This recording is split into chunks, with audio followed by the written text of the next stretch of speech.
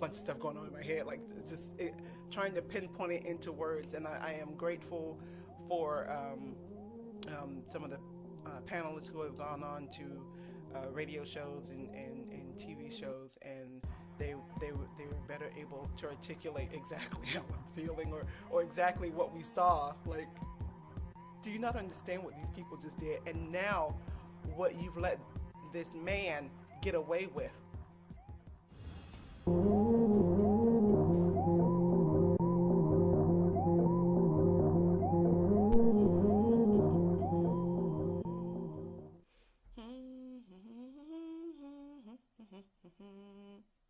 Oh, hi.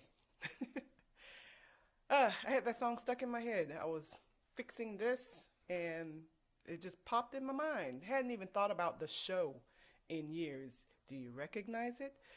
Well, probably anybody born after 1975 probably wouldn't recognize it.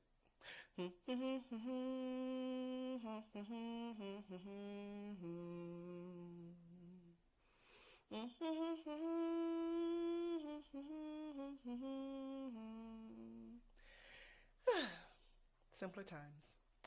All right, so I wanted to just do like a little catch up on the week. I was when things started popping off.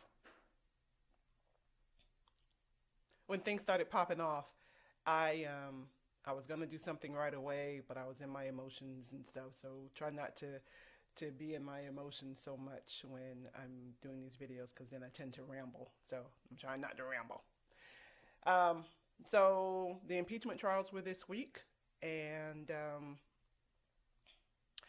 I knew what the outcome was going to be because they already said what they were going to do. But it's just, hearing it, and even after everything was presented, because, sometimes people have their mind made up, have their minds made up about something, and then they hear or they see or they read the evidence, like this is what actually happened, and then sometimes, usually, they change their minds, like, well, now that it's put that way, that's something different entirely. But that is not what happened this week. They so the impeachment manager showed a video that wasn't released to the public, and it's chilling.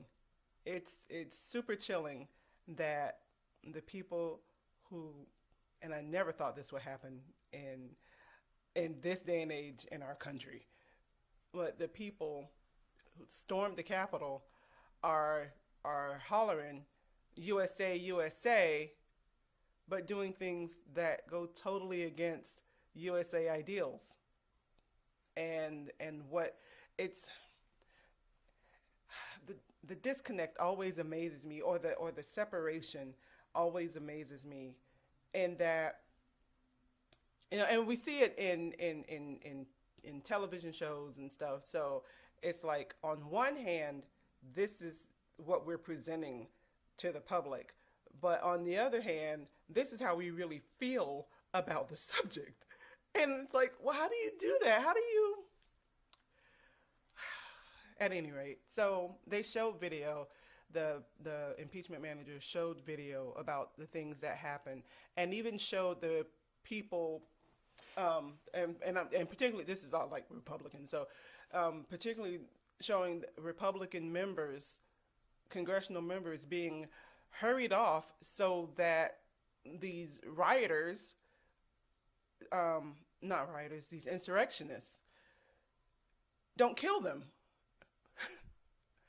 And then you see the pictures and the selfies of these guys and of these people, just blatantly disrespectful.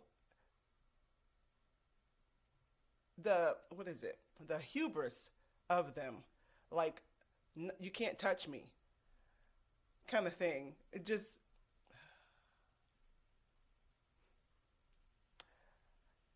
so there's a whole bunch of stuff going on in my head, like it's just trying to pinpoint it into words. And I am grateful for some of the panelists who have gone on to radio shows and TV shows, and they're better able to articulate exactly how I'm feeling, or exactly what we saw. Like, do you not understand what these people just did? And now, what you've let this man get away with? What are you telling him and people like him? You're telling him it's okay. You're telling them this is okay. So next time you don't like an election result, just go do some damage, and nothing's gonna happen to you. You're not gonna be penalized or anything because of who you are, and that hurts. That hurts. So I was really I knew it was coming. I knew the Republicans were gonna vote to acquit, but just to like and I'm saying to myself, what is it gonna take? And obviously, not threat of life is it. Maybe if they'd got in their pockets, because money seems to be the best motivator of anything. Like, maybe if their businesses were threatened, or their livelihoods were threatened, not their lives, but their livelihoods.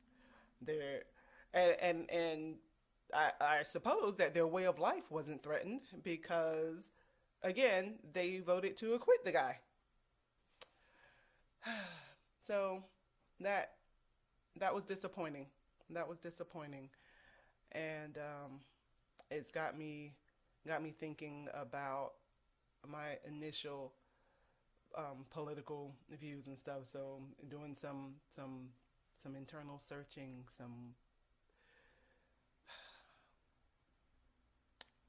it's definitely given me things to think about, and it makes me wonder if people who are part of the Republican Party, not congressional members or anything like that, but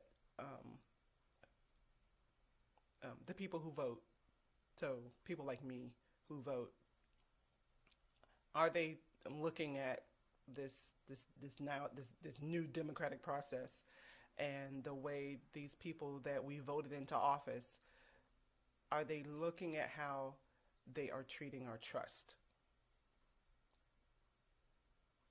Because I am. I'm looking at how they're treating our trust. Republicans, Democrats, I don't know any. I know there's one independent, but you can't vote in the primary as an independent. So, so I wonder if they are taking a long, hard look at who they have put into office and rethinking the next primaries to see about if we can make some real effective change. On the other hand, based on how the voting went, the margin, I mean, yeah, it's like, what is it, 7 million people gap, but that minority that voted to keep the now status quo, that scares me, because I was listening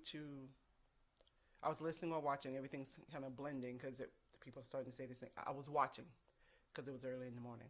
I was watching a news program, and someone said that, the people with the mindsets from the inception of this country are emboldened now. So they've had 4 years. They were quiet for a long time, but they were trying to put things into place, but they were quiet. And then when we got this guy in office, when they got this guy in office,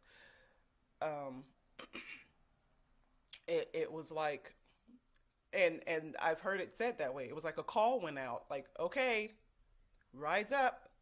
We could take this country back. I don't know what they're taking it back from what, but okay. Wasn't yours to begin with, just FYI.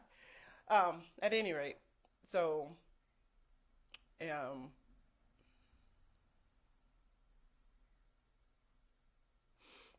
these next, well, long term, these next 4 years, let alone this next year is going to be interesting. So I mean, because then on top of that, we're dealing with a pandemic still, and now they're trying to get um, children back in school full time, and it feels like it's a mess. It feels like a big old giant mess. But maybe as we're trying to establish bright sides of things, we could think of it as making a cake from scratch. It takes a lot of ingredients. Some of the ingredients are icky and messy, and then other ingredients are they smell good, and you know that in the end it's going to be great. It's just getting all those ingredients together, and then you gotta fix the pan and make sure the pan is greased just right, and the grease is kind of it doesn't really feel good. You have to wash your hands of it once you're done, and then all of that. So and then it all comes together, and you put it in the oven, and it has to bake for a while, and then when it comes out, you let it sit, you let it cool, you cut into it, and it is awesome. So that is my hope that America is a piece of cake. It's like baking a pound cake, making a pound cake from scratch. It's messy, and it's gonna be a lot of cleanup afterwards, but it'll be worth it because it will be good. And then I was reminded and remind myself continually that we are a young country. Um, Other countries who may or may not have it together, depending on what they're going through right now, they've been doing this a whole lot longer than we have. So they've had time to establish some things um, right down to in their DNA. Like, this is who we are as a people, and this is what we're striving to be, kind of thing. So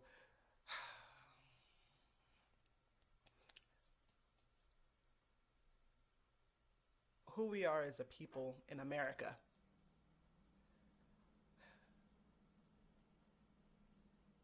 We're toddlers. We're trying to figure it out. We're flexing our independent muscles and all kinds of things, and we know right from wrong. But some of us choose to go to the wrong side, and some of us don't mind following the rules or don't mind going along the way of peace for the sake of peace and prosperity, because peace ultimately brings about prosperity, and then generosity. So it's anyway. I'm going to start rambling. So I just wanted to share that part about my feelings on what happened with the second impeachment trial. I was disappointed in in the Republican leaders, and I'm sorry, I was disappointed in how they acted, because there was reports about the people doodling, doodling during the presentations, and doing other things like not paying attention.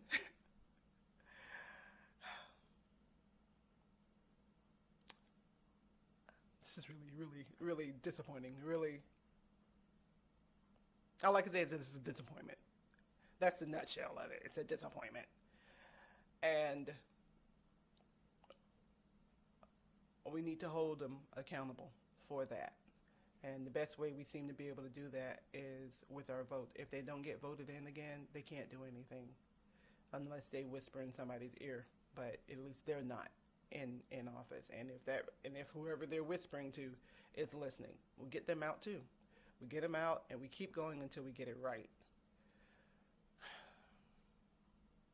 At any rate, so I didn't even say who I am. May from unBasic Black. An unbasic conversation about the second impeachment trial. Please like, subscribe, and comment. We'd like to know what you're thinking, how you feel about this. This is a conversation, so talk to us. Let us know what how you felt about this or any other subject. And excuse me, wow. And It's early in the morning and I'm hearing all kinds of things. It's quiet. So thank you for watching. If you made it this far, I appreciate it. Thank you for watching. And again, make sure you comment below and like and subscribe. And also check out our Facebook page and our Instagram. And then make sure you stop by Clouds Within, see what's going on over there. And that should be my last and. Be safe.